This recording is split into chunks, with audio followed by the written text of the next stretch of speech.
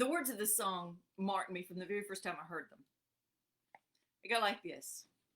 What if we fall into the bottom of the well thinking we've risen to the top of the mountain?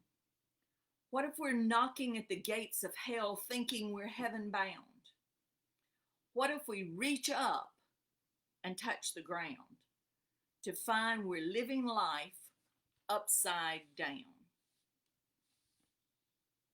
Profound words, thought-provoking words. Have you ever been there? Thought you were going the right way, and you were actually going the wrong direction. Thought you were making progress and found out you're losing ground. You know, your whole direction and approach can change everything. Changes the outcome, changes your progress, changes everything. You know, the wasted time and energy and all the resources and effort going in the wrong direction. Perhaps that is the reason racism still flourishes today. Perhaps we've been trimming leaves instead of killing roots. Hi, and welcome to Bible Talk with Eminem. I'm Miss Marie, and I'm glad to have you here tonight. I wonder if there were a way that we could total up all the money and the effort and the hours and the energy and the resources, the mental and physical energy that has been by our nation and by even the world used to address the problem of racism. But even worse, what if we discovered all of that effort and energy and time and money and years has been focused on the wrong direction? That we've been going the wrong way the whole time. That we've been trimming leaves instead of killing roots. The word prejudice and the word integration are social terms. They're not found in the Bible. And those are what the world has used to address the problems and the addressing of racism for many years, maybe hundreds of years. You see, prejudice is the prejudging of someone beforehand without knowledge or thought or reason. And the governments have used it across the world to have addressed it by using integration. Now, integration, the meaning of that is you bringing together the smaller components into a single system that functions as one. So just pulling something out from over here and putting it into, from the smaller section, putting it into the larger section, and then it all functions as one.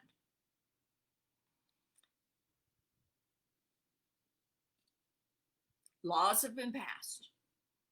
Legislation to legislate integration to address the problem of prejudice and racism. Forcing people to come together. Taking this group and putting it with this group. Those laws are fine as far as they go. The problem is, I can sit right beside of someone and hate them just as much as if they're across town. Someone sitting at the front of the bus or the back of the bus does not determine how much hatred is in the room or in that vehicle. You see, putting us together doesn't solve the problem. Now, Jesus gave us an example of addressing the roots of a problem in Mark 11, verses 12 through 14. And see, he speaks to he looks at a fig tree. And it's early in the year for there to be figs on a fig tree, but this fig tree is showing signs of being ready. The leaves are full. There should be ripe figs on it. When Jesus goes over and looks at the figs looks for the figs. He inspects it and finds nothing. There's the expectation, but no satisfaction. So he doesn't just trim the leaves. He speaks to it and says, no one shall ever eat fruit of you again. The next day or the next couple of days, the disciples come by and see the fig tree and see that it has totally withered up from the roots. It's dead. Not going to produce any more leaves or fruit. So perhaps our problem with racism, we've been trimming leaves. The prejudice is not solved by integration. It doesn't kill the root of the problem. It only addresses the leaves. You can move those leaves around any way you want to. You can even plait the leaves. You can cut the leaves off, but the problem is still at the roots. The root is a spirit of division. And division, the spirit of division magnifies differences through the lens of hate. Integration doesn't address the problems of hate, doesn't go to the root of the problem. Doesn't matter. The only cure for hate and division is love. And if we've been born again, we have that kind of love because the love of God has been shed abroad in our heart. The kind of love that died to save me,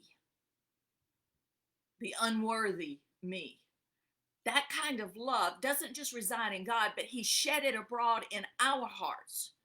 So the cure for the problem is in us as born again believers. We just need to renew our minds and walk in the love that is there. You know, kind of a measure of that love is found in what we call the love chapter, often in 1 Corinthians chapter 13, verses 4 through 11. It defines love, and it says love is patient, love is kind.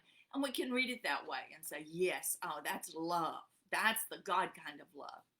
But I want to challenge you to take that one step further, and I don't want you to address it as love. I want you to address it by your name. For years, we've kept a copy of this in our Bibles, and this is the way we rehearsed it. Marie is patient. Marie is kind. Marie does not envy. Marie does not boast. Marie is not proud. See, this is a gauge. When I read that and I know inside myself how true or how not true this is, it tells me exactly what I need to work on. It tells me how I measure up. Marie does not dishonor others. Marie is not self-seeking. Marie is not easily angered. Marie keeps no record of wrongs. Can you imagine? How could racism flourish if there was no record of wrongs? What if we forgot all of the past? What if we forgot all of the wrong records? Love does. Marie does not delight in evil, but rejoices with truth. Marie always protects. Marie always trusts. Marie always hopes. Marie always preserves. For love never fails. I encourage you to take that 1 Corinthians 13 chapter. Put your name in it. Use it as a gauge. Use it as a challenge to work on these areas, to express this, to find a way every day to express that kind of love. Can we be aggressive in our love? I mean, we can be aggressive in our opinions. We can be aggressive in our anger. We can be aggressive in our attitude. Can we be aggressive in love? Can we be so aggressive in our love that it kills the roots of racism, and not just racism, but every kind of hatred? For you see, it begins with one. It begins with me. It begins with believers in the house of the Lord. If we believe in the love and we express the love of God that's been shed abroad in our heart, in us is the power. In us, each one is the power to destroy the roots of racism. love. What a magic, life-changing antidote it is.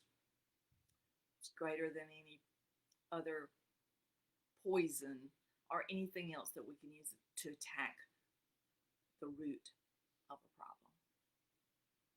I love you. I appreciate your being here very sincerely. Let's love aggressively. No longer trimming leaves, but let's kill some roots. Be blessed. Have a great weekend.